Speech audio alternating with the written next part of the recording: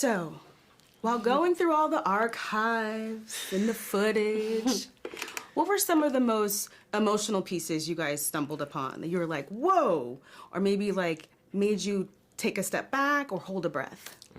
Maxine, Yeah. finding that archive tape of Maxine talking about her boy, her little boy, her son, you know, that was heart-opening. Which moment. one specifically?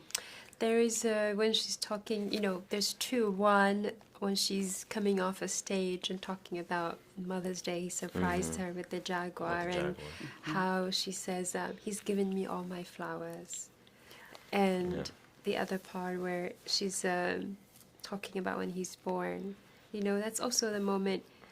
It's about the human story, and it was really, really about this little boy who grew up in New Orleans and became the man we know right now. So the origin of it.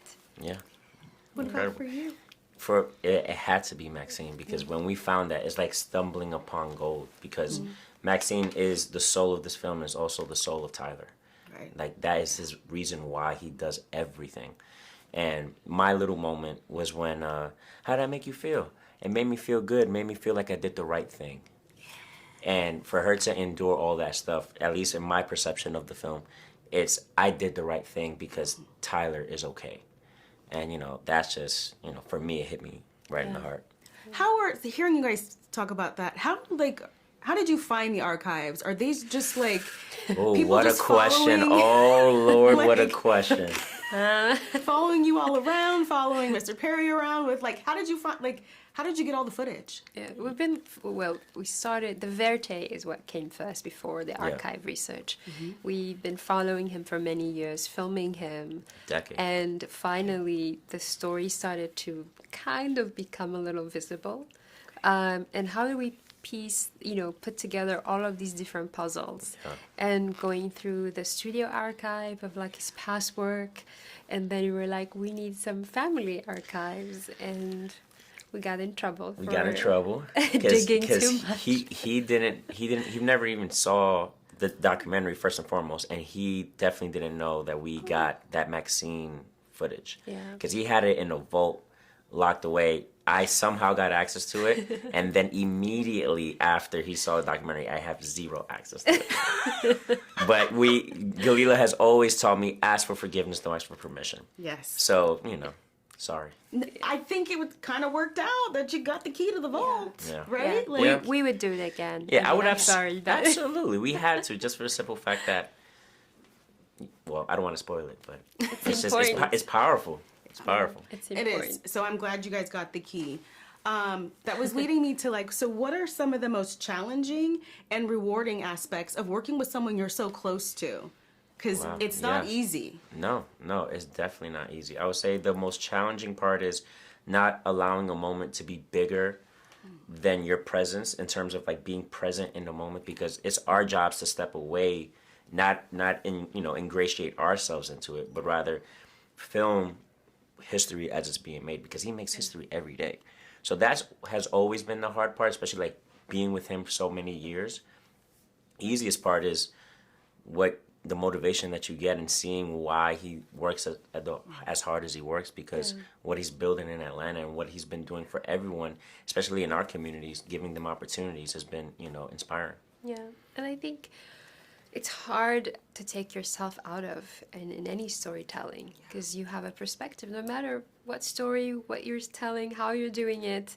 And in this case, we had a front row seat, for me personally, for many, many years. And I had to take myself out of it, of like someone I know, and understanding that something can start from a loving gaze and having a curiosity, but creating a space for polarity, to have the critics come in and give their voice, which actually helped us even understand more about his fans and get closer to his fans, why his work resonates so much with them. And going back to the origin of making sure we weren't only just telling the story of the Tyler Perry, the mogul, the success, but also what came before him. It was important to include the Chitlin circuit, talking about all these great artists who the world knows them as these big, great artists, but really came from backgrounds that wouldn't even allow them to perform in certain stages. So, I do believe that history is the story of great men and women, and he's one of them. Yeah. And every story has a challenge. There's no black and white, there's a gray area, and we needed to really explore that gray area. Yeah. And I'm glad we did. It was a star-studded night Saturday as celebrities flooded Atlanta to celebrate the grand opening of Tyler Perry Studios. The studio, 330 acres, sits on the grounds of the former Fort McPherson Army Base in Southwest Atlanta.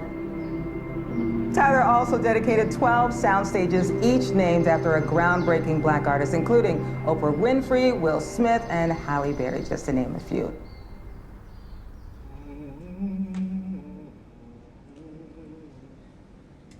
How do you feel right now, sir? I feel excited and calm and ready and grateful and thankful and hopeful and ready to go. I'm really trying to calm my nerves because you know how I am about time. I'm just trying to be like, just go with the flow, TP, just go with the flow, be in the moment. That kid underneath your porch, did he ever think he'll have all of this right now? Are you really trying that with me right now? I Really trying that with me right now? It ain't gonna happen, buddy. I just need. It ain't gonna happen. You better call Gayle King or Oprah Winfrey or somebody. It ain't gonna happen. I'm not going there. All right. I'm gonna try on Gotta weekend. just get through this moment. I have to try not to float above it. See, that's my thing though. My problem with a lot of things in life is I float above it. And that's just from childhood, that's from abuse, where it's pain, you just try to get through it. But I found out that I have that with everything. When it's even joy and happiness, if it gets, my senses get too heightened, I just want to be above it. So tonight, and every day, and every moment, it's like, calm down, calm down, calm down. You're okay, calm down, you're safe. It's just emotion, it's just feeling, it's good, you're all right. It's love, it's joy, so. Speaking of history, a documentary is a great way to preserve family history and show, legacy and family members who are with us in spirit. So years from now, what do you hope resonates with your son when he sit back and watch this documentary about his family? You want to make me cry. You want to make me cry. To understand where his father came from, I think our children get a glimpse of who we are as parents right now. But how often do we get to reveal what became before? In Tyler's case, the love he gives his son is so opposite to his experience. And how do you explain that to anyone? Yeah. And I look forward to the day, our son is old enough to see this film and see his perspective in this story. Yeah. And also the legacy not only being about his father being this famous creative, but also the impact he has on people's lives, the day-to-day working man, how Tyler Perry's impacted those people. And also we, sitting here, for me, it's not a past tense. He's constantly dreaming. Today he has a completely different idea of he's 10 years ahead of us. So I wonder if this documentary is even going to do justice to what this man's doing. No, I'm glad you said that. I have a 15-month-old, so it's very important for me to break generational curses. Yeah. Yes. So when I was watching it, and at the end, and it's like, your parents have their own story. And it's like, we can't fault them. We just have to do better. Yeah. And I was like, wow, I wish I had this for my daughter. Yeah. So I just think we all need to do more of that. That's congratulations. Thank you. Thank you. Are you sleeping? No. Yeah. Daylight savings, Yeah. Who voted to keep this? Anyways, I digress. So the strike is over. Strike is over. As creatives and you guys supporting actors and writers, what does it mean now? How does it feel?